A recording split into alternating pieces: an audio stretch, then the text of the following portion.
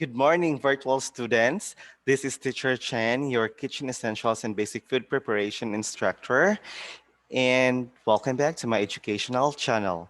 And for today's video, I'm going to discuss the lesson 4, which is the mise en place and the knife skills.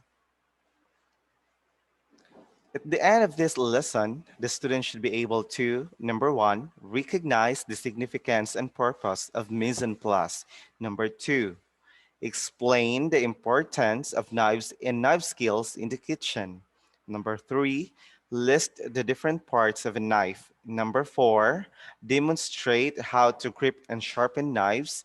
And number five, demonstrate and apply different cutting, measuring, mixing, and coating techniques, and explain the purpose of preliminary cooking and flavoring in the food preparation process. So, what is mise en place? Mise en place is a French culinary word which means everything put in place, or sitting up, or putting in place. It refers to the pre preparation before cooking, which involves a series of steps and stages that require extended hours due to the complexities of the task. It encompasses food pre-preparation, including part cooking and blanching, cutting and trimming of all the meat, poultry, fish, and vegetables, and breeding and battering that will be needed during the meal of service. Also, part of the mise en place is the setup of the workstation, which includes the assembly of tools and small wares needed for the preparation, assembly, and preparation of ingredients, as well as the preparation of the equipment, such as preheating of the oven and line baking sheets, and etc. Preparing quality food is essential and it is necessary to prepare food ahead of time that will help the operation run smoothly and serve appropriate meals on time. So the following discussions will deal with the most fundamental skills required for a mise en place. The most basic of this is knife skills. The principles such as on how to hold the chef's knife, how to maintain a sharp edge, and how to make necessary cuts are presented. So when we say mise en place, no, everything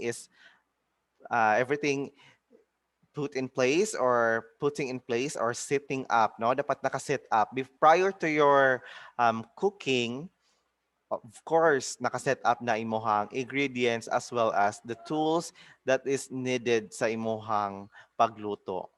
Okay, mo na ang mise en place. So kabantay mo anang ni Chef Boy Logro or sa mga cooking show nga ang mga ahos, kay mga bombay, and the rest of the ingredients are already prepared, no? Nakabutang na siya sa panaksan, so mo na ang mise en place. And then ang workstation sad nimo dapat ready and then clean sad na siya. Okay, handling the knife. So we will discuss the parts of the knife. So maora ba niyang inyong assignment before? So the knife skills, no? Okay. The knife skills are the most essential and basic skills that a cook or a chef must learn because knives are the most commonly used tool in the kitchen. A cook or a chef should know different parts of a knife. So dapat mahibaw gyud mo anang parts, no? The different parts of a knife, no? The components. So the knife is divided into two main parts. Okay, we have the blade and the handle. So maagi da iyahang main two parts.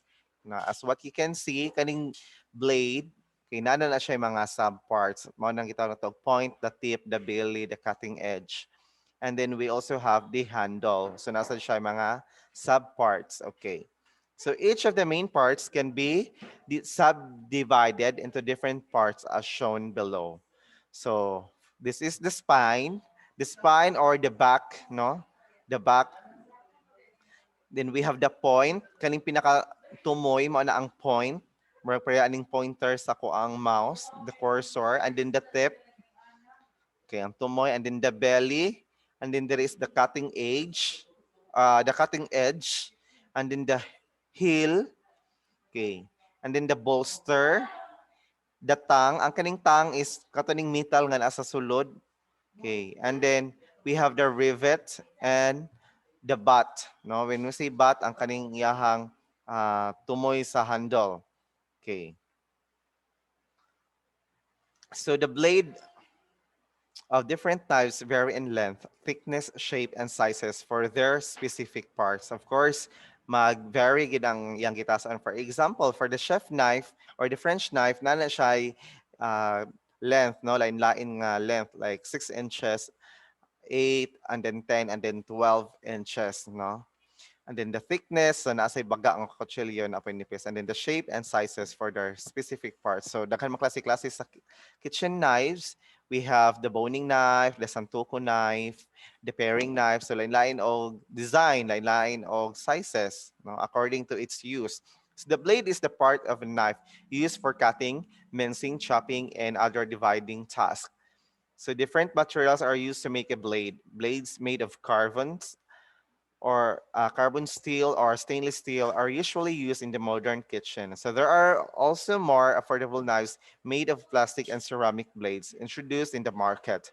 The use of metal knives, however, is still dominant in professional kitchens. So usually, ang ginagamit is ang mga metal knives. So the best metal used for knives is the right mix of iron, chromium, carbon, and other metals. So this material combines the best features of stainless steel and carbon steel, so it does not rust or discolor and can be sharpened easily. But it is expensive. Stainless steel is a hard, durable metal made of chromium and carbon steel. It does not rust or discolor. So now, let's let us discuss the parts of a knife, no? So the point is the front part of the knife where the edge and spine meet. So the point is often used for scoring and piercing. And then the tip, this is the front part of the knife, which includes the knife point. We also have the belly. It is the part of the blade right after the tip. Knives with curvy bellies and small tips are usually better for slicing or chopping vegetables as they allow quick, smooth racking motion on the cutting board. And then we have the cutting edge. So cutting edge kato na tong na siya sa straight part. Ang belly kato ba tong na siya medyo bawog nga part, no? Okay, the edge is the cutting part of the blade that is usually for chopping and slicing. The edge should always stay sharp and should be made of materials that are resistant against chipping or breaking. And then we have the spine. The spine refers to the full thickness portion of the blade opposite the knife edge. So money ang back part sa knife. And then the heel, the rear part of the edge opposite to the point where it meets the handle. And then the bolster, the part in the middle of the knife which is thick enough to join the knife blade to its handle. It provides the weight and balance to a knife. At the same, it protects the hand from getting away from the knife edge. So mo na ang kanang bolster na mo na siya is finger guard, no? Okay, mo na siya dala ang finger guard. So we have the handle. So the handle is the part where you hold the knife. So it covers the tongue, rivets for extra security, kanang rivets, mga rosca, and the butt. The handle can be made of different materials such as wood, plastic, in ivory, or sometimes it comes with one piece of solid metal. When buying a knife, it is important to consider the fit of your hand grip to the handle. If it feels solid, the weight should be even to the blades to some extent to save your energy in cutting. So how to grip a knife? So mano yung mga big no-no sa pag-handle sa knife. Okay. Okay, number one, nga picture kay na ay pointer sa akong mouse. Okay, dili pa na siya mao. Kaduha, okay, marba na usually nga paggunit sa knife, no? Okay, maghiwa ingin ana, so bawal sad na siyang ingin ana kay ang imohang index finger kuan siya, ma-stress or ma-pressure siya, and then dili siya ergonomically nga pagka-handle.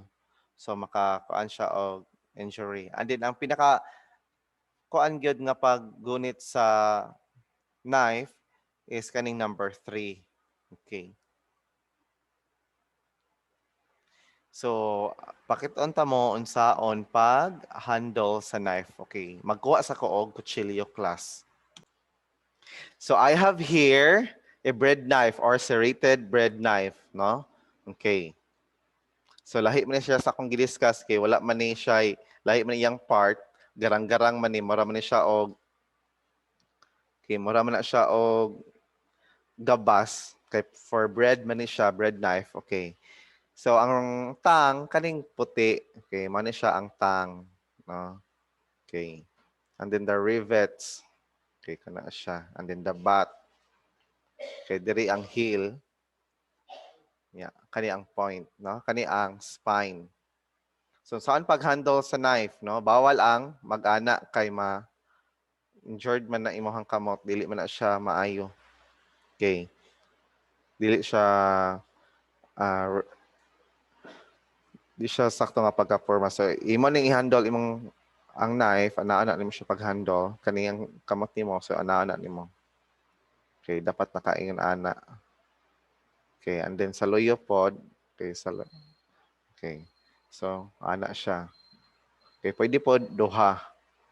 Okay, duha pag gunit. Okay, so bawal sa diri ka mag-handle. Dapat ana siya na siya. Diri, kaya kaning index finger, diri na siya sa imong blade.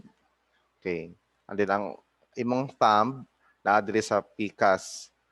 So, ang kana na siya, no? And then pwede po duha kung dako kay ang kutsilyo. Okay. So an excellent way to hold a knife is place the index finger and the thumb opposite each other on either of the sides of the blade, while the remaining three fingers are sort of loosely curled around the handle. So mao na to ako ang gi-explain ka ganiha. Okay, so a good grip will enable the user to control the movement of the knife, avoiding slippage. So we have the cutting techniques, no? When we say cutting techniques, no, the part of the basic food preparation is cutting techniques. It plays a vital role in training. Proper cutting techniques ensure uniformity of food cuts with the regularity of cuts. Cooking time will be predetermined. Precise cut also gives an aesthetic appeal to the food. So the different cutting techniques shown below will provide you an idea of which is the appropriate type of cut perfect for the dish. So we have here the cutting techniques, no, mga terms.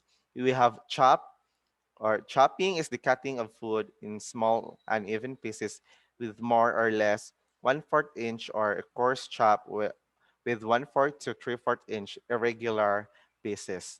So for example, magluto ka dira og spaghetti, no? Okay, ang bumba usually i-chop or i-mince, no? Okay. Ang mince is pino pa kay na siya sa chop. Okay, so mincing is cutting into tiny irregular pieces less than 1/8 inch. Okay, almost the same si chop og mince but mag-differ sila sa sizes, no? Okay. Mas pino kaayo ang mince. So for example, kana magluto mo og spaghetti, kanang ahos nga inyong gimince. Okay, mao na siya example. Pwede pod, okay, sa vegetable, i-chop nimo ang vegetable. Sagol nimo sa ginaling na baboy.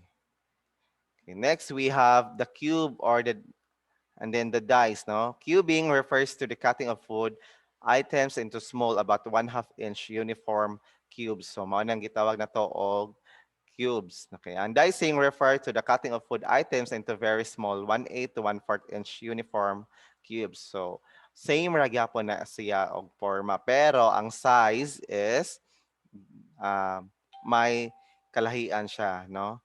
Kay ang cube, dagko man ang cube, 1/2 inch. While the dicing, kay ang iyahang gidakon is 1/8 to 1/4 inch ang pagkakat. Pero ang forma niya is cube, no? Okay. Or mura siya og kana bang Rubik's cube.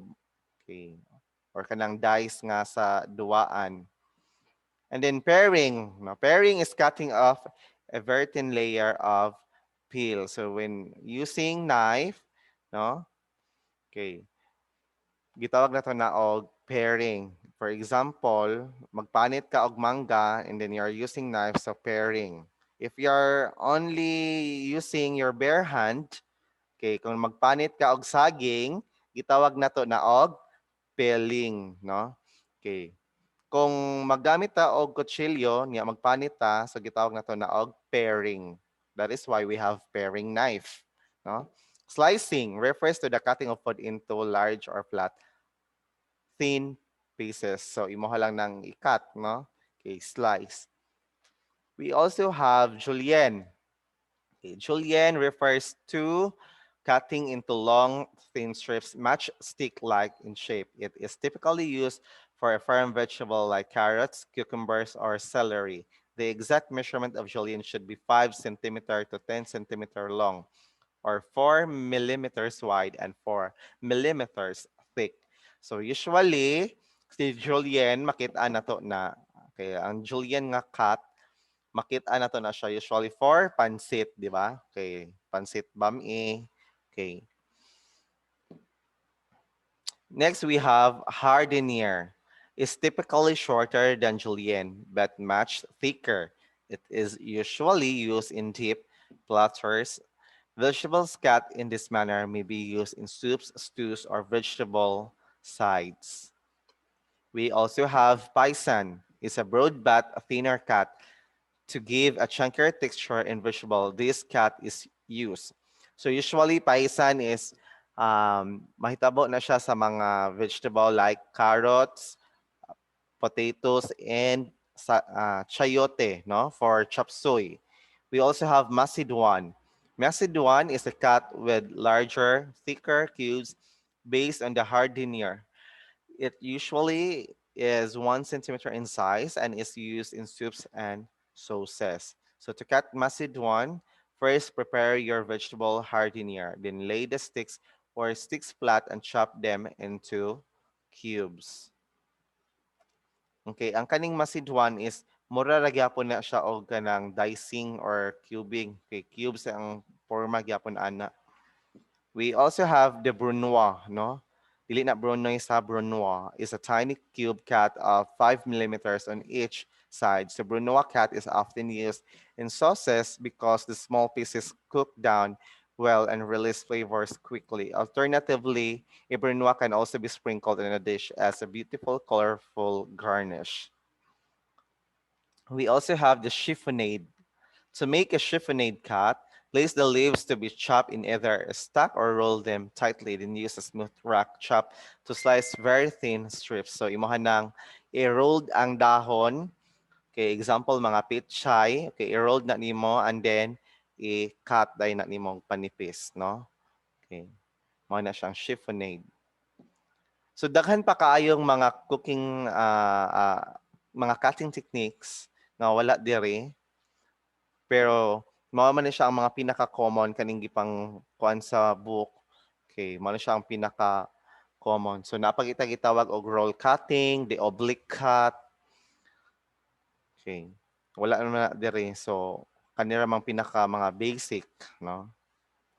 So we also have, okay, remember in cutting techniques, it is crucial to practice the proper handling of knives to avoid the cutting of fingers or other cutting injuries during food preparation. So putting a wet towel underneath the cutting board will prevent the board from slipping. So harder surfaces will dull the blades quicker, so it is recommended to use wood or soft plastic for cutting board. Okay. So para dili mo dagan-dagan imohang board, imohang chopping board or the cutting board, butangan na nimo og tissue. Usually sa hotel sa mga chef kay butangan na namo og paper towels or tissue para dili mo dagan, para di ka masamad, no?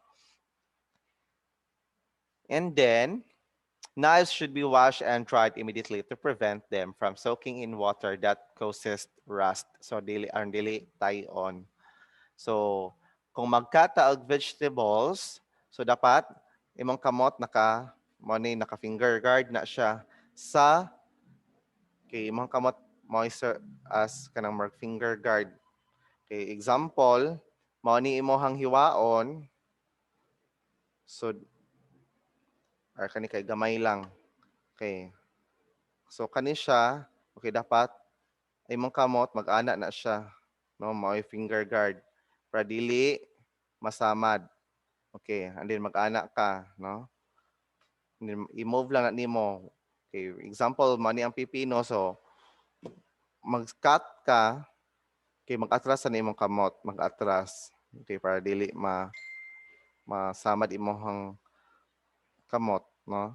Nya ang kuko, mana siya serve as guard dira nga dili ka masamad niya ang kaning siya dapat nakaana nakakoko, no? Okay.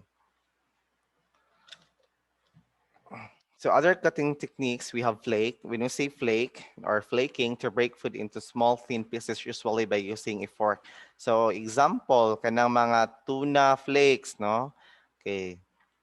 Example, may nga din mo si mama, kampari ko og isda. So that is an example of flaking, no? Gikampad or gihagpatan ba, no? Kuwaag bukog, mana siya ay flaking.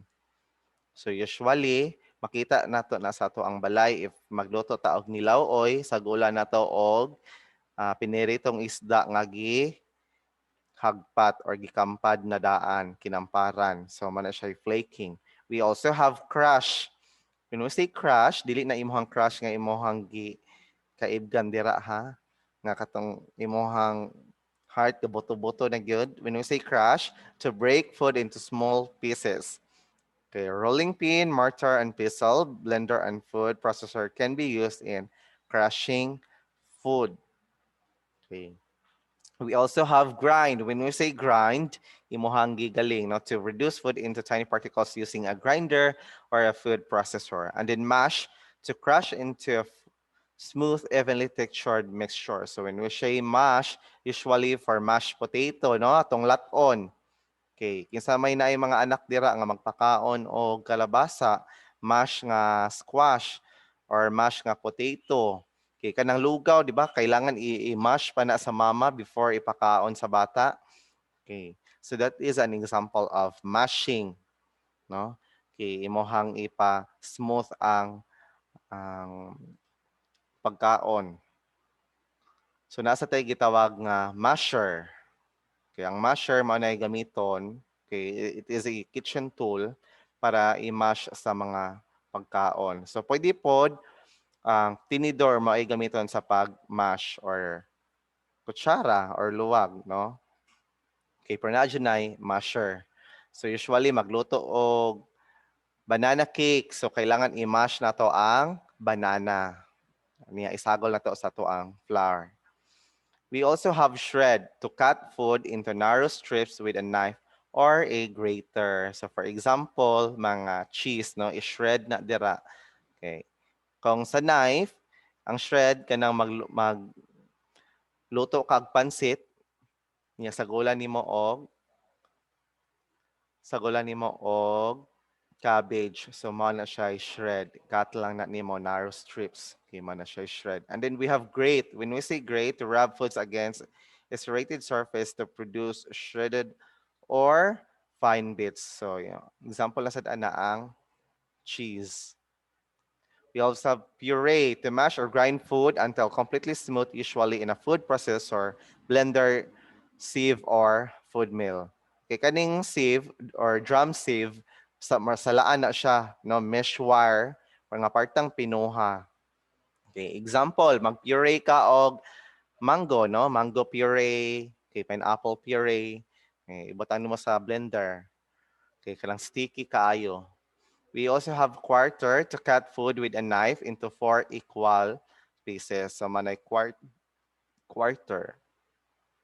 Ang snip, when we say snip, using a scissor to cut an object into pieces to remove sections or to make slits or holes in a product. Okay, mana ang snip.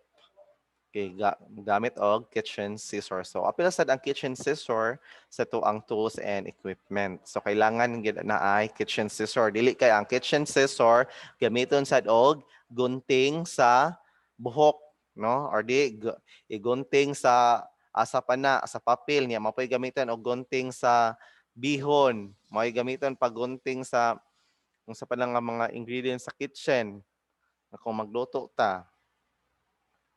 So measuring techniques. So proper Measurement of ingredients is essential to have a successful food product. Too much or too little of certain elements, such as salt, baking soda, baking powder, and other hot or spicy ingredients can affect the texture or taste of the food. So, natin mga gitawag og measuring equipment. So, gidiscuss naman nino, we have the measuring cup, kani man ang measuring cup. This is the dry measuring cup. Kay naman tagitawag og liquid measuring cup. Okay, this one, the Pyrex. This is the liquid measuring cup used for liquids or for milks, no? Okay, for water. And then a dry measuring cup for flour, sugar, bisag unsa, basta dry. And then we have the measuring spoon, the weighing scale. This is a digital weighing scale. And then we have the weighing scale nga katong by grams ra ni. 1 kilo ra ang 2 kilos ra di ang sulod ani. Okay. So, mani ang mga example sa mga liquid measuring cup. Okay, so naata ani diri sa school, liquid measuring cup, measuring spoon pod, no? Ang uban sad magamit pa gyud og kaning syringe, no? Dili na syringe, syringe, no? Use the syringe, pero ayaw ng syringe nga gi inject na sa tawo, dapat katong limpyo bag-o. Okay, next we have the measuring dry ingredients. So, natay duha ka klase sa pag-measure sa dry ingredients. We have the heaping full and the level full. Okay, so mani ang pag-measure sa dry ingredients. Okay, kani nga part mo ni kitawag na og heaping full.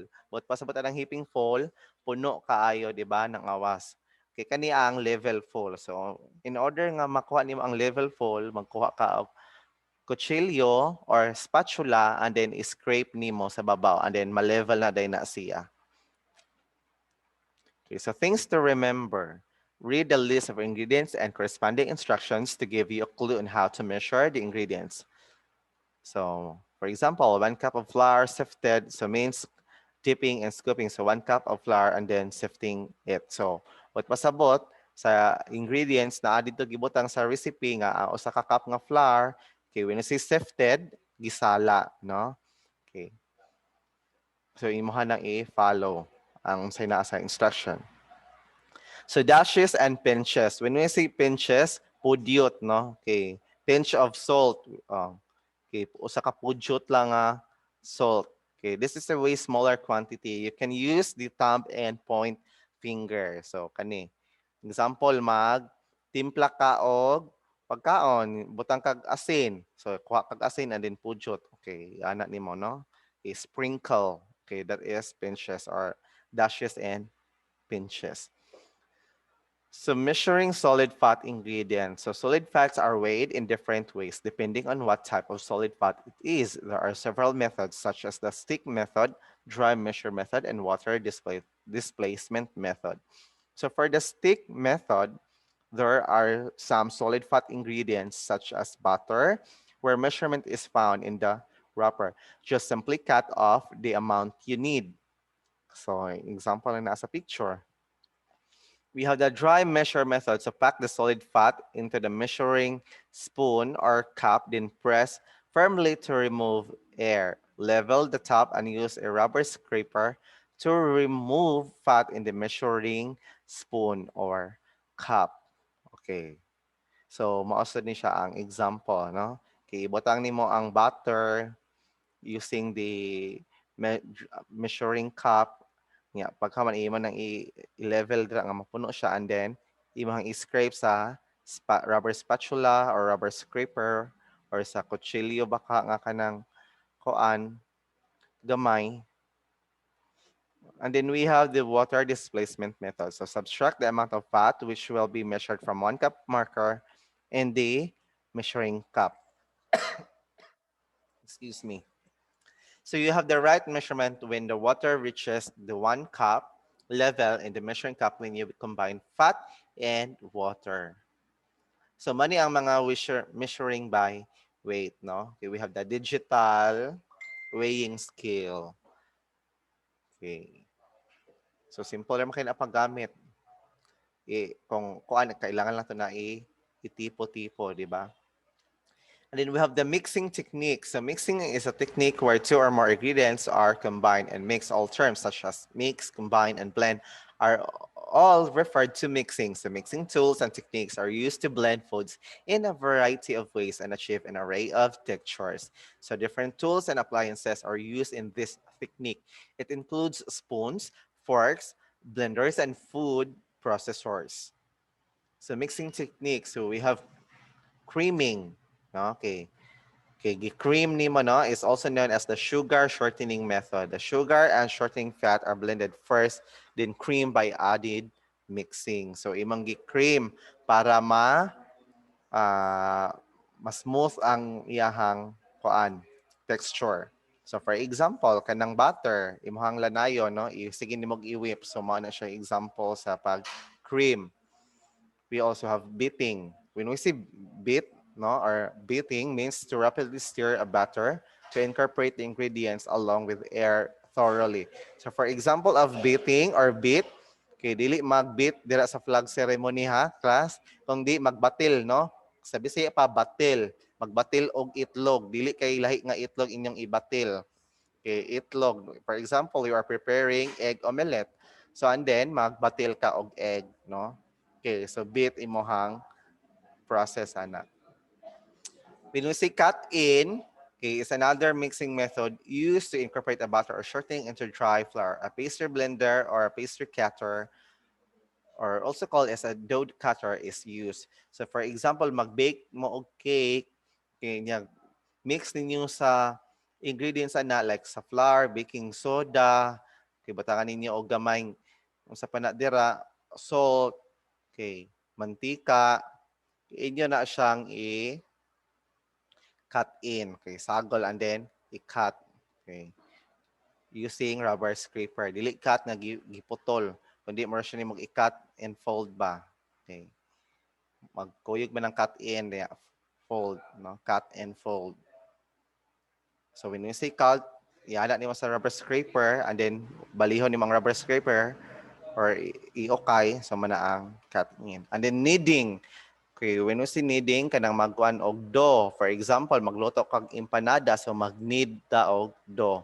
Okay, kneading is working the dough, clay or etc. into a uniform mixture by pressing, folding, and stretching. So kanang ibundak-bundak, no, i-press, okay, paligiran og rolling pin or ibutang dito sa pisador. Okay, pisador katubang machine nga mo kuan siya, mo kuan og dough, mo pisa, no? Okay. Yagi dito kanang sa mga bakery. So una kay ang dough ihampak-hampak pa man karon nanay machine nga katong ang dough ibutang na dito ipakaon sa pisador ang tawag and then dito na mo ma-press na ang dough. Ya ma-mix na siya og tarong. We also have tossing. So kaning tossing imong gi-mix, no, gi-okay to mix the ingredients of a food dish such as salad and pasta by lifting and dropping the ingredients mixture. So kita mo na og galupad-lupad. Okay, mao na siya tossing. Okay, daghan man klase sa tossing. We have pizza tossing, okay, salad tossing. So man na siya. Stirring is to mix a substance in a circular pattern using a spoon, spatula, or other similar utensil. Stirring, sa Bisaya pagi, okay, no? Okay.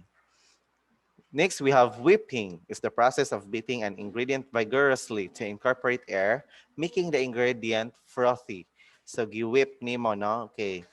Using the wire whisk. And then we have the folding, means combining two mixtures of different thickness and weights into one smooth mixture. So, mananay akong giingon ganiya, no? Cut and fold. Labi na if magluto ta og cake, so dila nato na magamit ang cut and fold mixing technique. So we have the coating technique. So ari na ta sa last, we have the coating technique. So coating food with the butter and breading. When we say butter, ano siyang mixture sa harina and then itlog, no? Okay. Kanang example, kusog kita makaon og chicken joy or kanang mga manok dira nga tag kinsihon sa Malabuyok. Okay, kanang gibaligya dira sa merkado nga naay tag 15, nga gihulom ang manok anang naay harina nga gibutangan og milk niya itlog so manay butter no or dili butter nga katong butter nga oil. So we also have butter and breeding is one of the conventional techniques used in food preparation. So when we say breeding man, katong magbutang taog breeding mix no or harina like flour, egg and breadcrumbs. So asa man na ninyo utilize or magamit nga breed kanang technique kanang breeding kung magluto taog shrimp tempura, okay, mga bola-bola, okay. Unsa pa gyud? Mga chicken cordon bleu, okay, mga chicken joy, okay, mao na siya ang breeding. So na may mga bula-bula sad nga gibutangan og kanang breeding mix, no? Okay, so the base usually used for breeding or butters are flour based. So mana kung giingon niyo flour such as wheat flour or ground product like bread or crackers. So bread is kato mga breadcrumbs, no? Some add seasoning to add flavor and some add sugar for browning. So many dry breeding has some type of binding agent to facilitate cohesion of the breeding during cooking, serving, and consumption. The same is true for butters which also contain water, eggs, and or milk. So, maugin akong giingon ganyan, no? Egg, water, milk, no? To facilitate adhesion of the dry breeding to the base food, the use of components like milk, beaten egg, egg white, or a combination of these foods is often required. Chemical leavening are added to get a puffy coating in buttered products. When you say puffy, kana bang kuan? Mura o clouds ba? Or kanang cotton candy, no? Fluffy, ana. Okay, burot siya. Coatings on food serve a variety of functions, which include keeping the base food moist, adding flavor to the base food, enhancing sensory properties, no? Mao na ang mga function sa pag-coat sa pagkaon. Okay. Batter is a mixture of flour and liquid with other ingredients such as leavening agents, eggs, and various flavoring materials. So they are used in deep frying to give a crisp, flavorful golden brown coating. So, mao ni siya ang usually nga formula. No? We have liquid, milk, water, and beer. Ang eggs may not be used. Pwede rag na ay itlog, pwede sa itlog. And then leavening are frequent used to give lighter products. Example, baking powder, okay, beaten egg whites, okay, carbonation from beer or seltzer. We also have breading, no, refers to coating a product with breadcrumbs or other crumbs or meal before deep frying, pan frying, or sauteing. So breading creates a golden brown color and crispiness, no? Okay. So when we say dredging or dredge, what pasabot ana imong gitos no sa flour, nag-dredge nimo. It helps the breading stick to the product. Then moistening in egg wash. So butangan nimo istos na pud nimo sa itlog, no? Kay kanang mag-feb, no? Kay mao man ni ang process, the feb. Kay timan ina ninyo feb. Okay, flour, egg, and then breadcrumbs. So, example, magluto og calamari. Okay, kanang mga fiesta-fiesta ba, na ay mga pagkaon nga gina-coat or gina-bread sa inyo ha. Okay, naa gyud ang harina, itlog, ug ang breadcrumbs. So, a mixture of eggs and liquid, usually milk or water. More eggs give higher binding power but increase the cost.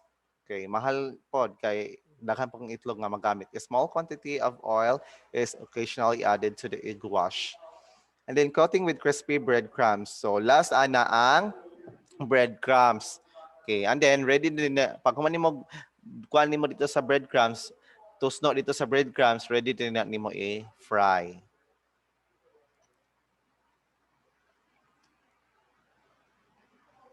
Okay, nagdoble ang picture.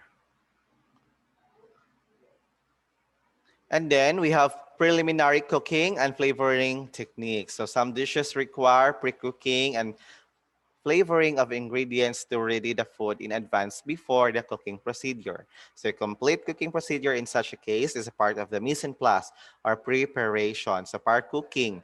So par cooking refers to the partial cooking of food that can be finished or reheated for later use. Par cooking is used to manage cooking time. It is used to prepare and assemble several parts of a dish that will be needed for later cooking. Large meat takes a longer time to cook than vegetables, so it can be cooked ahead of time and be finished later with vegetables. So this technique is the best way to prepare particular ingredients that come together in the end. So we also have blanching. Okay, when we say blanching, okay, magpabukal ka og initubig, no? Okay, pagkahuman ang imong vegetable imong pabukalan and then mag-prepare sa ka og tubig nga naay ice, no? Okay, cold water. Pag human nimo tusno dito sa init tubig, okay, kanang mga vegetables, labi na for chop soy or pakbet, pag human ana, mo hapit na siya murag kumukumok na kayo siya, imo na rin na siyang ibutang dito sa ah kato na ay ice, no? Okay, para ma-crispy siya. So it refers to cooking technique in which food is briefly immersed in steam or boiling water or fat. It is a process where heat is used as a pre-treatment to inactivate enzymes that cause browning, as well as textural changes and off flavors. So blanching helps the vegetables and fruits such as tomatoes and peaches, as well as some nuts, almonds, or pistachios soften and loosen the skin that can be easily removed later. So that is blanching.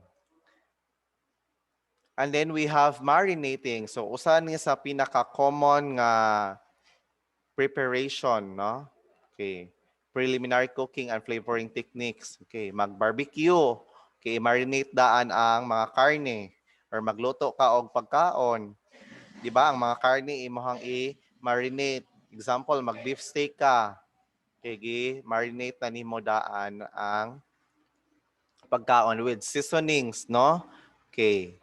Nanay mga tinimplado na siya like suka, salt, vinegar, and then or lemon juice, mga wine, or else onions, bansad garlic, no? Okay, watangan para humot. So kinds of marinade. So we have the cook, no? Okay, cook used when long keeping quality is important. Modern refrigeration has made cooked marinades less widely used. An advantage of prepared marinades is that spices release more flavor into the marinade when it is cooked. We also have raw. So most commonly used for long marination under refrigeration. So when we say raw, kanang wala pa naluto. Now, instant, the range of flavor and purposes is wide. Used for marinating a few minutes up to several hours or overnight. And then we have dry. Now, a dry marinade, also called a dry rub or a spice rub, is a mixture of salt, spices, and herbs that are rubbed or patted onto the surface of the meat, poultry, or fish. Okay, so girab lang nimo ang mga spices. Okay, mo pa na example sa pag-marinade, no? Next, we have brining, no? Or brine. Okay, when we say brine solution, okay, brine solution is a mixture of salt and water, no? 1:1. Okay, 1 cup of water, 1 cup of salt sa siya. So, mao na ang brine solution. Usually, brine solution, gigamit siya for egg salting.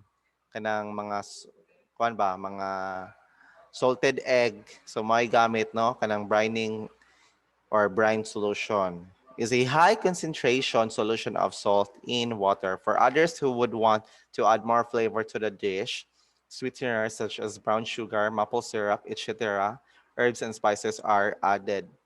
So brining is used to preserve and enhance the tenderness and flavor of food. So dili lang food kuan nga salt in water na uban botangan on nila og spices, no? Okay, botangan na nila, timplahan na nila and then ibutang dito ang karne sa katong brine solution. So, para mulami. So, mausod na siya usa sa pamaagi sa pag-marinate sa karne. So, those are the mise en place and the basic food preparation techniques, no? Okay, so to sum it up, okay, when we say mise en place is okay, mise en place is a French word which means everything put in place. So dapat ready na. And then the two main parts of a knife are the handle and the blade. And then the cutting techniques, no? Okay, we have chopping, dicing, mincing, cubing, paring, slicing, julienning, okay, pison, hardineer, okay, macédoine, brunoise, and chiffonade. And then other cutting techniques, we have flake, crush, mash, grind, shred, grate, quarter, puree, snip. And then we have for the measuring techniques, so we have the dry and the liquid measuring cup. We have the weighing scale. We also have the syringe. We have the measuring solid fat ingredients through stick method, dry measure method, and then water displacement methods. So, and then the measuring by weight using the weighing scale. And then we have the mixing techniques. We have mixing. So we have creaming, beating, cut in, kneading, toasting, stirring, folding, whipping. And then for the coating techniques, we have the batter and breading, no? Okay. So mauna siya ang coating techniques. So the procedure for proper breeding are the following, no? The flour, egg, and breadcrumbs. So kaning product to be breaded, okay. So kailangan na-adjust kay product, no? Example, shrimp imong gamiton, so shrimp. And then, okay, inyag butang nimo na kay butangan lang diri sa shrimp, nga naa diri ang shrimp, and then ang imong flour, ang imong egg wash, next imong breadcrumbs, and then usa ka sudlanan para sa finished product, no? Nga nahuman na sila og dredge. And then we have the preliminary cooking and flavoring techniques. So we have the par cooking, the blanching, marinating, and brining. So that's all for today, class. And I hope you learned something today. So comment your questions down below. Thank you so much and good morning.